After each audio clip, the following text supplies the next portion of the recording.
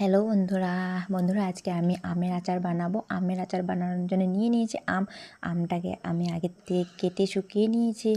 আর তেলটা দেখো গরম করে রেখেছিলাম, ঠান্ডা হয়ে গেছে এবার। তারপরে এখানে মশলা যা যা লাগে হালকা ভেজে পেস্ট করে নিয়েছি। ওরকম একটা পেস্ট করি নাই, আমি হালকাভাবে পেস্ট করেছি। তো আচারটা খেতে ভালো লাগে, তার জন্যে আমি হালকা করে পেস্ট করে নিলাম। আর এখানে দিয়ে দেবো হলুদ, নুন, লঙ্কা গুঁড়ো।